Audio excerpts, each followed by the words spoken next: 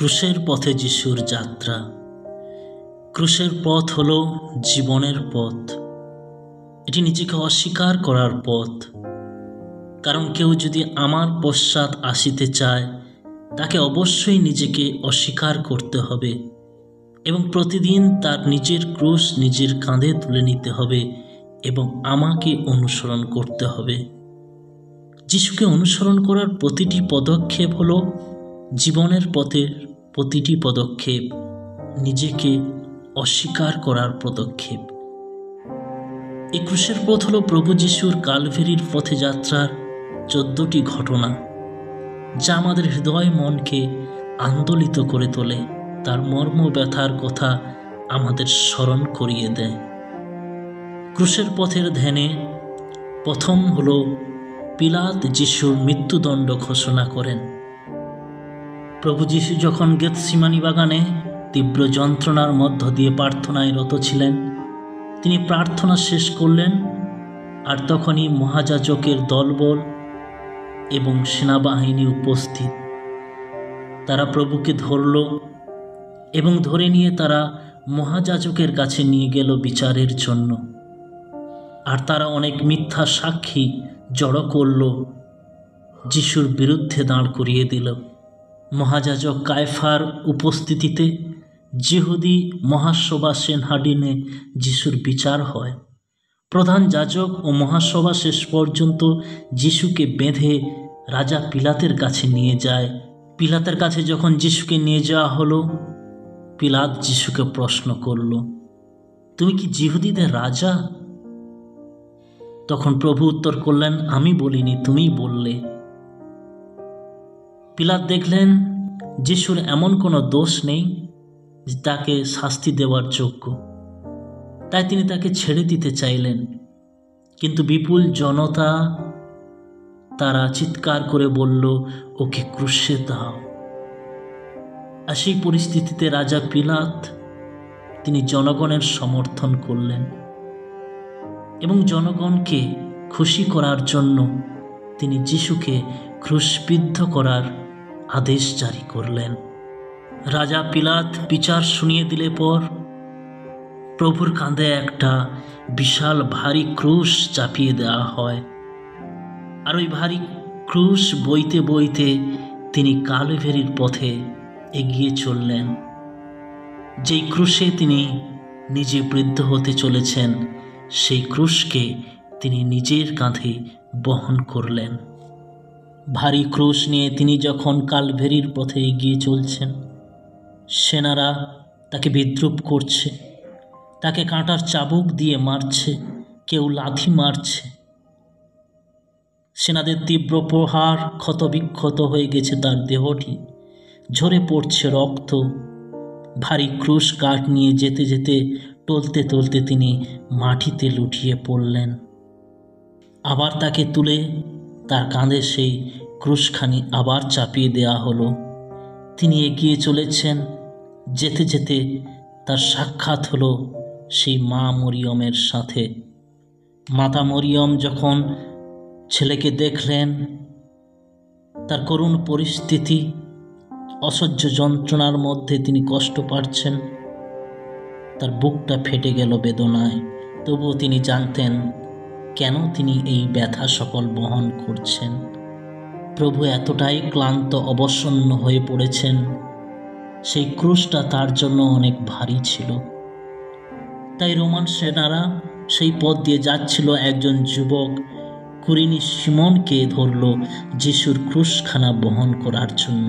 সমস্ত জেরুসালেমের জনতা রাস্তার বাইরে দাঁড়িয়েছিল, তারা দেখছিল এই করুণ পরিস্থিতি, এই দুর্দশা, কিন্তু তারা সবাই চুপ ছিল, কারণ জগতের অন্ধকার তাদেরকে গ্রাস করেছিল। চোখ থাকতে থাকতেও তারা অন্ধ হয়ে গিয়েছিল। রাস্তায় যাওয়ার সময় তার রক্তাক্ত মুখখানিকে মুছে দেওয়ার জন্য একজন মহিলা তিনি একখানা কাপড় নিয়ে এলেন এবং তার সেই রক্তাক্ত মুখটাকে পরিষ্কার করলেন।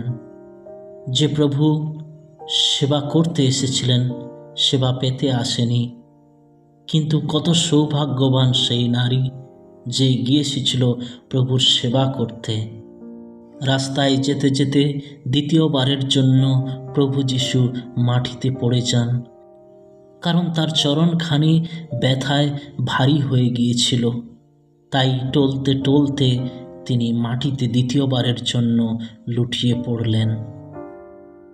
প্রভু যীশু যখন জেরুজালেমে সেই রাস্তা দিয়ে এগিয়ে চলছিলেন, অনেক লোক তার পশ্চাৎ পশ্চাৎ আসছিল। তাদের মধ্যে অনেক স্ত্রীলোকও ছিল, যারা তার জন্য হাহাকার আর বিলাপ করছিল, বুক চাপড়াচ্ছিল।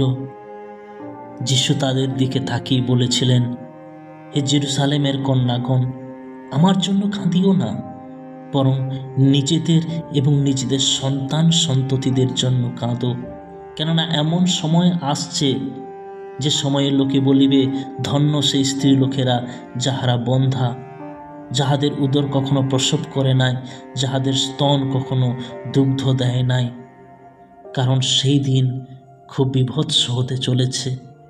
জেরুজালেমের কন্যাগণ তারা যিশুর কষ্ট দেখে কাঁদছিল, কিন্তু তাদের নিজেদের পাপের শাস্তি যে কত ভয়ঙ্কর তার জন্য তারা পশ্চাত্তাপ করেনি, অনুতাপ করেনি। তাদের পাপের জন্য কোনো তাদের ভয় ছিল না। কালভেরির রাস্তা প্রায় তিনি অতিক্রম করে ফেলেছেন। তার গন্তব্যস্থল আর বেশি দূরে নয়, কিন্তু পা ভারী হয়ে আসছে, শরীর আর পারছে না। দ্বিতীয়বারের জন্য তিনি ভূমিতে লুটিয়ে পড়লেন। কিন্তু তাও বিরাম নেই। রাস্তা যে অতিক্রম করতে হবে, গন্তব্যে যে পৌঁছতে হবে, তিনি আবার উঠে পড়লেন। সেই ভারী ক্রুশ আবার তিনি নিজের কাঁধে বহন করলেন। অবশেষে তিনি পৌঁছে গেলেন সেই মাথার খুলি নামক স্থানে, যেখানে তাকে ক্রুশবিদ্ধ করা হবে। ক্রুশে দেওয়ার আগে সৈন্যরা শেষ সময়টুকুও তাকে উপহাস করতে ছাড়ল না। তার শরীরের বস্ত্রগুলি তারা কেড়ে নিল। তারা ঠাট্টা করতে লাগলো, এ নাকি জিহুদীদের রাজা, দেখো। আর তারা সেই প্রভুর কাপড়গুলো নিয়ে নিজেরা ভাগাভাগি করতে লাগলো। তৎপরে আস্ত সেই ক্রুশ কাঠের ওপরে তারা প্রভুর হাত পাকে পেরেক দিয়ে বিদ্ধ করল। সে কি যন্ত্রণা, সে কি কষ্ট! সে দৃশ্য আমার আপনার দেখার মতো ক্ষমতা নেই, কিন্তু তিনি সয়েছেন সেই যন্ত্রণা। হায় রে জগৎবাসী, দেখে যা রে তোরা, জগতেরই মুক্তিদাতা আজি ক্রুশে গাথা। প্রভু যীশু মাঝখানে, আর তার দুই পাশে দুইজন দস্যুকে তারা ক্রুশবিদ্ধ করল। যখন তিনি ক্রুশের উপর রয়েছেন, তখন আরো অনেক লোক তার পাশে দাঁড়িয়ে রয়েছে। রোমান সেনারা রয়েছে, মহাযাজকের দলবল অধ্যক্ষরাও রয়েছে, যিশুর শিষ্য মগদলিনী মরিয়ম, মাথা মরিয়ম, আরো অনেক মহিলারা রয়েছে। অধ্যক্ষরা উপহাস করে তাকে বলল, এ নাকি খ্রিস্ট, আগেও নিজেকে বাঁচা, তারপরে তো আমাদেরকে বাঁচাবে। আর তখন প্রভু যীশু প্রথম বাণী উচ্চারণ করেছিলেন, পিত, ইহাদিগকে ক্ষমা করো, কারণ এরা জানে না এরা কি করছে। রোমান সেনা এবং অধ্যক্ষদের কথা শুনে একজন দুষ্কর্মকারী বলল, তুমি তো অন্যকে বাঁচাতে, এখন তুমি নিজেও বাঁচো, আমাদেরকেও বাঁচাও। তখন আর একজন দস্যু বলল, আরে আমরা তো আমাদের নিজেদের পাপের শাস্তি পাচ্ছি, কিন্তু ইনি তো কোনো অপরাধ করেনি, তবু ইনি শাস্তি পাচ্ছেন। আর তখন সে অনুতাপ করে প্রভুকে বলল, প্রভু, যেদিন আপনার রাজ্য আসবে আমাকে একটু মনে করবেন।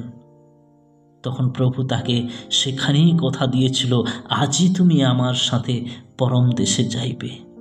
তিনি দেখলেন তার ক্রুশের কিছুটা দূরে দাঁড়িয়ে রয়েছে তার সেই মমতাময়ী মা, এবং তার ঠিক পাশেই রয়েছে তার সেই প্রিয় শিষ্য যোহন।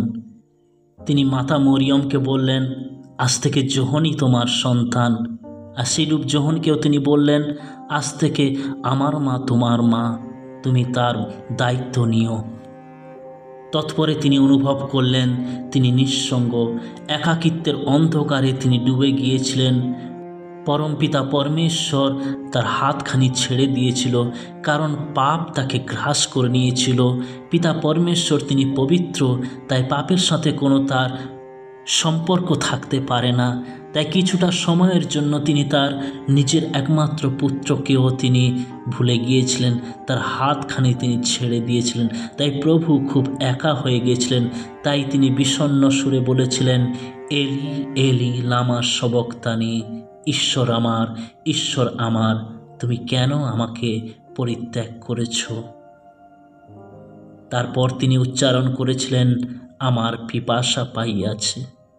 অর্থাৎ এই বেদনা, এই যন্ত্রণার শেষ সময় সন্নিকট, আমার ফিরে যাওয়ার সময় হয়ে এসেছে সেই পিতার কাছে, সেই স্বর্গীয় রাজ্যে যেখান থেকে তিনি এসেছিলেন। আর তাই তিনি পিপাসিত তার সেই মহিমায় ফিরে যাওয়ার জন্য। এরপর তিনি উচ্চারণ করেছিলেন, সমাপ্ত হইল। যা কিছু কাজ পিতা ঈশ্বর আমাকে দিয়েছিলেন আমি সম্পূর্ণ করেছি। মানুষের পাপের প্রায়শ্চিত্তের কাজ আমি সম্পূর্ণ করেছি। এখন মানুষকে ঈশ্বরের কাছে ফিরে আসার জন্য রাস্তা খুলে দিয়েছি, কারণ শয়তান পরাজিত, পাপের দেনা সম্পূর্ণ চুকানো হয়ে গেছে। পাপী মানুষ আজ পাপের ঋণ থেকে সম্পূর্ণ মুক্ত।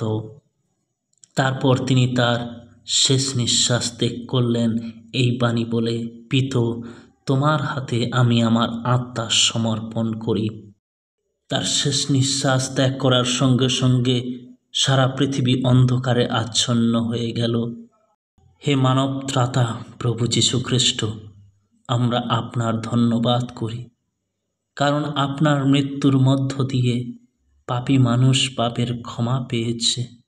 আপনি আপনার ক্রুশ দ্বারা বিশ্বকে উদ্ধার করেছেন। খ্রিস্ট আমাদের পাপের জন্য একবার মারা গিয়েছেন, যাতে তিনি আমাদেরকে ঈশ্বরের কাছে নিয়ে যেতে পারেন। আমরা পবিত্রকৃত হয়েছি যীশু খ্রিস্টের নৈবেদ্যর মধ্য দিয়ে। প্রভু যীশু ক্রুশবিদ্ধ, প্রভু আমাদের প্রতি করুণা করো। রোমান সেনারা যখন দেখল তিনি মারা গেছেন, কনফার্ম করার জন্য একটি বর্ষা দিয়ে তার কুক্ষি দেশকে বিদ্ধ করা হয়। তখন তার সমস্ত শরীরে রক্ত জল হয়ে বেরিয়ে আসতে থাকে। তারপরে তার দেহটাকে ক্রুশ থেকে নামানো হয় এবং আরিমাথিয়া যোসেফ, যিনি প্রভুকে ভালোবাসতেন, তিনি একটি কবর প্রস্তুত করেছিলেন। সেই কবরে যিশুকে সমাধিস্থ করার জন্য নিয়ে যাওয়া হয়। যেহেতু পরের দিন বিশ্রামবার, তাই সকলে সন্ধ্যা হওয়ার পূর্বে প্রভুর দেহখানি নিয়ে সেই কবরে সমাধিস্থ করে। হে ঈশ্বর, আমরা দেখেছি কিভাবে আপনি নিজের পুত্র যীশু খ্রিস্টের কষ্ট, মৃত্যু এবং পুনরুত্থানের মাধ্যমে আমাদের পরিত্রাণের কাজ করেছেন। আমাদের পরীক্ষা এবং দুঃখকে তার যন্ত্রণা এবং মৃত্যুর সাথে একত্রিত করতে শেখান, যাতে আমরা একইভাবে তার পুনরুত্থানের আনন্দ এবং মহিমাতে অংশ নিতে পারি। আমরা আমাদের প্রভু যীশু খ্রিস্টের মাধ্যমে এই প্রার্থনা চাই।